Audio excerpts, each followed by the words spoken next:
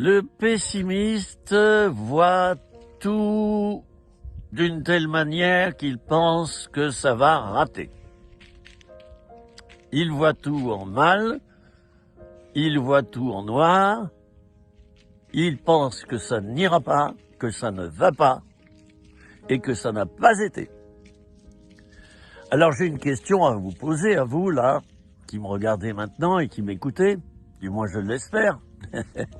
Je vous salue au passage, hein, bien sûr, c'est important. Alors j'ai une question à vous poser.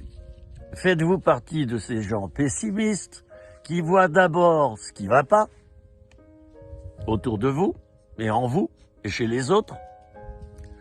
Ou faites-vous partie de ces gens qui sont des optimistes et qui voient d'abord ce qui va bien chez les autres, ce qui va bien autour d'eux, ce qui va bien en eux? Ce sont deux visions différentes. Et voyez-vous, notre caractère, notre identité, nos gènes, notre éducation, notre culture peut-être même, ont eu des influences, bien sûr. Et la société a fait de nous ce qu'elle a fait de nous. Mais il n'y a pas que la société, il y a nous. Nous avons une responsabilité. Nous avons la responsabilité de notre état d'esprit.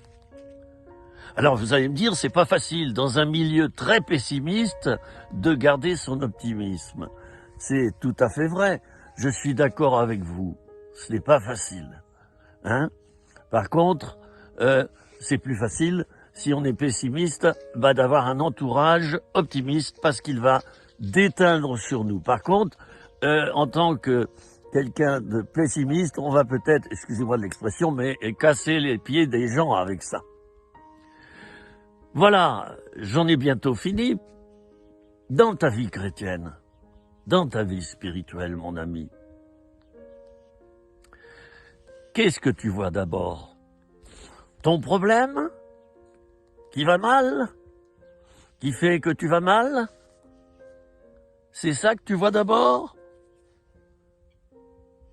Ou bien tu vois Dieu qui va bien et qui est au-dessus de ton problème et qui va bien le solutionner? Là est la question.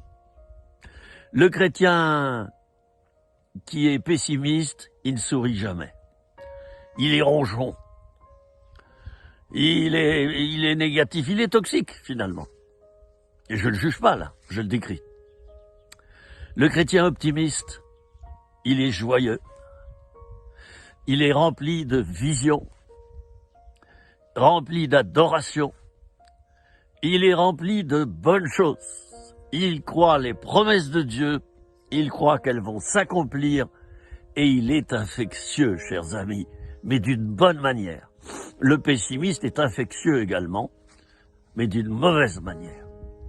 Alors, faites-vous partie de tel camp ou de tel camp? C'est à vous de répondre.